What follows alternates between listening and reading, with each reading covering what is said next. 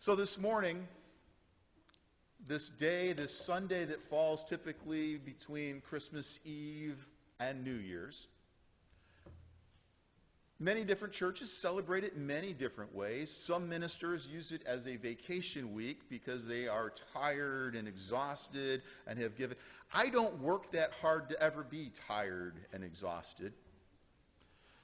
And the fact that I've only been here for a couple of months, I wanted to make sure that I didn't take a vacation day this early. Instead, I wanted to be able to be here to celebrate this Sunday of Christmas, this season of joy and celebration with all of you. Some churches take this as a wonderful opportunity to sing hymns, especially Christmas hymns and carols that perhaps, because you have some ministers that say we're celebrating Advent, haven't been sung up until Christmas Eve, and because there's not room within the Christmas Eve service to fit all of those Christmas carols and wonderments of music, we use this first Sunday of Christmas to be able to sing those cherished songs. And so it is we're going to do that this morning. There are 3 hymns that we have chosen that are part of the message this morning. I will give just a brief snippet about each of these hymns, a little bit, very brief history about them before we sing them, and then I want to do something a little bit different between them as well. The very first one that we're going to sing is number 131 in your black hymnal, or 129 in your red hymnal. And while the lyrics are printed on the screen from the black hymnal, much like we said on Christmas Eve service, sing that which speaks to you, that which brings you the greatest peace and comfort. A little bit about this particular song. Written in 1849 by Reverend Edmund Hamilton Sears. Now, he wrote this particular hymn in the midst of the Industrial Revolution taking place in New England and in the frantic gold rush in California. And like many composers of hymnody, he was writing to not only celebrate the love of Christ, and especially at this time, the love of God known through the birth of Christ. He was looking at the world around him, at some of the chaos. And so he was writing it to those that he saw that were being crushed beneath the crushing load. He was taking our sacred story and making it very real to the circumstances happening around them at that time. Would you join me in singing, "It Came Upon the Midnight Clear"?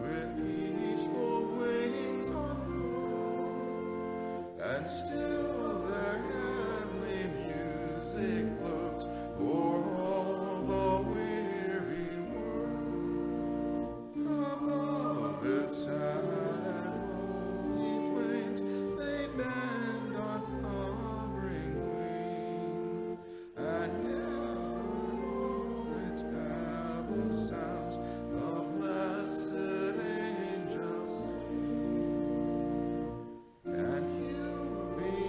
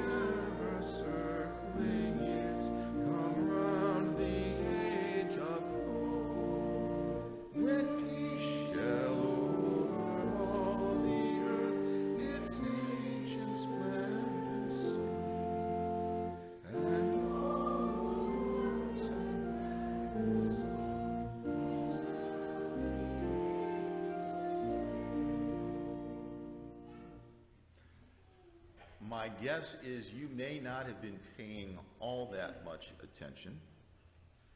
But here's the kind of person that I am when I came here back in October. I was greeted by books that had these nice big, I want to say warning placards on them. Pastor's copy, please do not remove. And this is our Cokesbury worship hymnal. And this one, same placard for our Pilgrim hymnal. As you notice, we have 3 hymnals within our pews.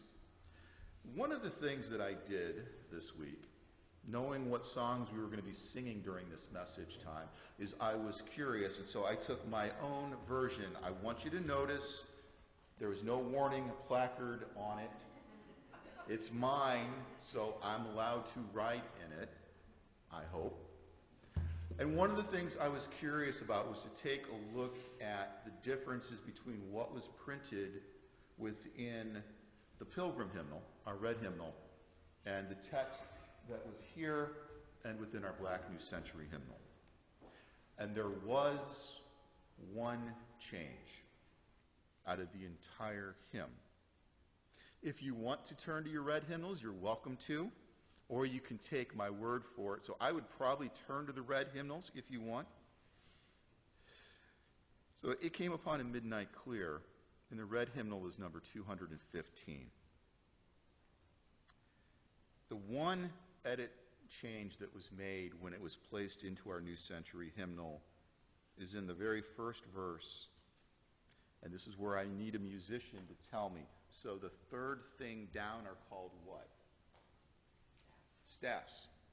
I was going to say paragraph, and I knew that was wrong. If you go to the middle of that, within the New Century hymnal, it says, all great news of joy we bring. I need someone who's not shy to tell me, how is that text written within our Pilgrim hymnal?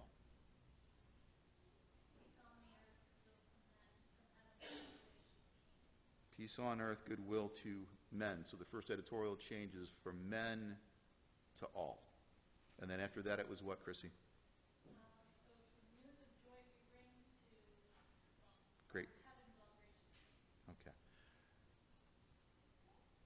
Again, we said on Christmas Eve, and I said this morning, sing that which is most familiar and meaningful for you. But sometimes when we look at new hymnals, when we look at changes, I'm not a big believer in saying, this is the new hymnal, folks. Actually, it's not that new. It was out in 1995. You've had it, I don't know how long. But rather than just saying, get used to it, I prefer to have conversations about why do we think they made that change? Even if it's just a one from all to, what was the word, Chrissy? From men to all. Why would they have made that suggested editorial change? Anyone venture a guess? Okay. And for some of us that sing that, we don't even think that way. If you didn't hear, it's because there's a gender connotation. But for some of us, well, maybe it was only intended for men. And maybe the good news was only for those who were men.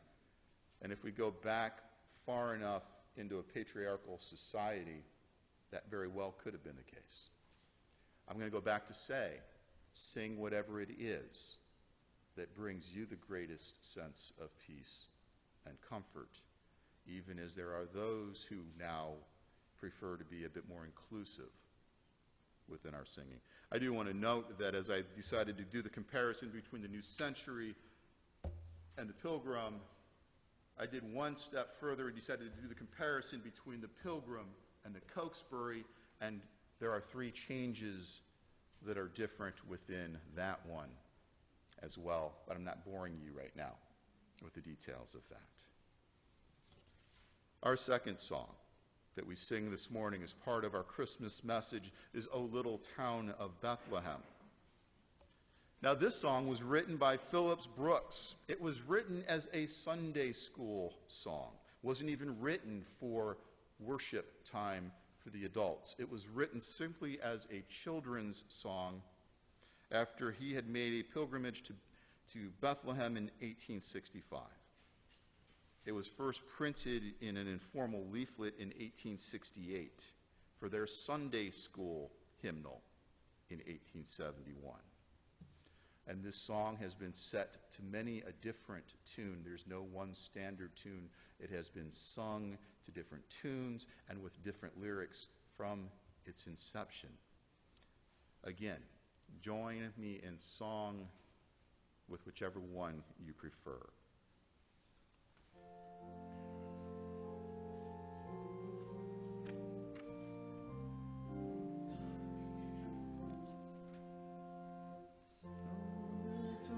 Town of Bethlehem, we see you lie above your deep and dreamless sleep. The silent stars go by, yet in your dark street shines the everlasting light.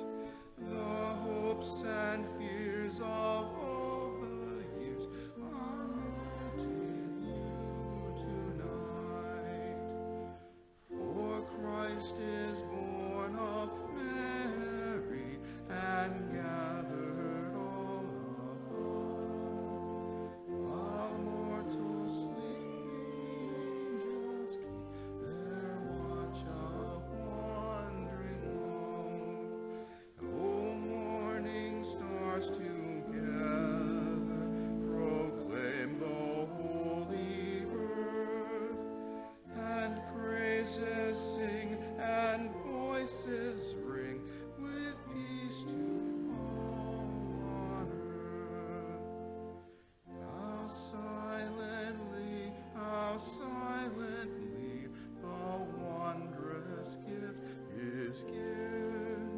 So God imparts to human hearts the glorious love of heaven. No one discerns God's coming, but in this world of sin, where yearning souls long to behold, the Christ enters in. O holy child of Bethlehem, descend to us, we pray. Cast out our sin and enter in. Be born in us today. We hear the Christmas angels the great glad tidings tell. Oh, come to us, abide with us, our morning light.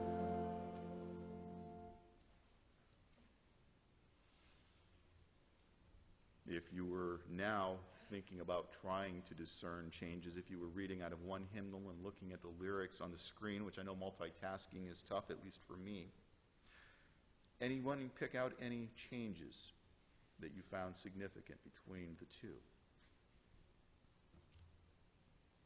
There were a grand total of 3 changes between the two hymnals, and there were 3 changes between the others as well. Where did I just go with that?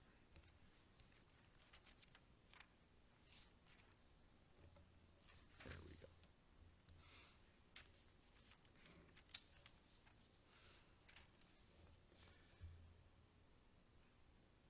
The first change that I saw wasn't until the 3rd verse, when it sings, "In this glorious love of heaven," and then continues on, that no one discerns God's coming.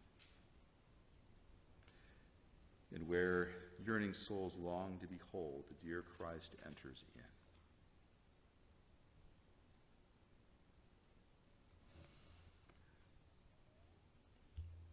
To our 3rd hymn for this morning. One that may be the most familiar, well, Little Town of Bethlehem is pretty familiar to most. Hark the Herald Angels Sing was first written by Charles Wesley, but it was first published under the title Hymn for Christmas Day in 1739. And part of me almost wanted to invite all of us to sing the very first line that Charles Wesley wrote, until somebody named George Whitefield, who was a friend of the Wesleys and who was a powerful preacher of his day, said, we need to change the lyrics on this because I don't think anybody, Charles, knows what in the world it is that you just wrote. Quiz, and if anybody can tell me what this is, I will be impressed. The original first line was, hark how all the welkin rings. Welkin. Hark how all the welkin rings. What is a welkin? Anybody? Here's why Whitefield suggested that they went ahead and changed that. A welkin is an archaic English term referring to the sky or firmament of heaven. It supported the understanding of the three-tiered universe back in the 18th century, that there was this up here of godly realm, there was us down here on the third tier, and in the middle tier were celestial beings that helped influence in the changes that we do, and those were called the realm of the welkin. You've now had a history lesson as part of our Sunday worship. There's a reason that I am pointing this out. Every generation grows up with beloved songs, with beloved texts, with beloved things that sing to us because they're the ways that we have been raised singing them. But there are times that may not make sense to newer generations coming in. And churches can sometimes say, we're doing nothing but the new. Get used to it. And discard those who have faithfully been part of a church community for a long time. Or I've known churches that say, we are only sticking with this because this is what I was raised up with. And we discard entirely new generations that are coming up that are looking for meaning for them within this message of Christ, and then making it make sense for them and their world and their reality. There is a third rail. There is a third way. The way that I prefer, anyways, is to say that we take and we honor those of our elders and what is meaningful for them, as we also make room for those who are newer and younger or who have been excluded for one reason or another, no matter what their age is, into loving Christian community where their hearts can sing for things that say, I'm included as well. We ran into that when we became the United Church of Christ, and we paired some different traditions together. The United Church of Christ formed in 1957. We brought the Congregationalists and Christians together, our lineage. But we also brought the Evangelical and Reformed church tradition together. And just like I mentioned, I was at camp with my family yesterday at Temple Hills, because just recently we sold Pilgrim Hills, a campground just about 30 miles from Temple Hills. When we merged our traditions together in Ohio, we also merged two camping programs, and we couldn't sustain two camping programs until we ran into the same thing as churches became the United Church of Christ, and we blended E&R and Congregational Christian, and we had those that were singing out of the E&R hymnal from 1941, and we had churches that were singing out of the Pilgrim hymnal from 1931. And eventually what evolved was the coming together of a hymnal for all of us as an inclusive church, which became the New Century hymnal. Folks, I don't believe in discarding our past. I believe in celebrating it and looking to it. But I also believe in affirming our present and looking forward to our future together as well. Much like those that when Jesus was born into the world knew that things were going to change. even as they celebrated and built on the traditions of their faith. They knew things were going to be different, that more people were going to be included into God's realm, that the society would change, and that those on the margins would be welcomed in. And they lifted their hearts in song and in praise. Let us do the same. Whether it's 144 out of the black hymnal, or 120 out of the red hymnal, or even 218 out of the brown hymnal. Let us join and sing together, "Hark the herald angels sing," or "Hark how all the welkin rings."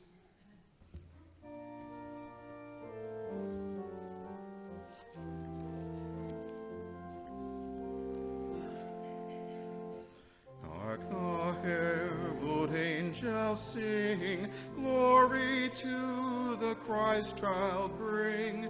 Peace on earth and mercy mild, God and sinner reconciled. Joyful all you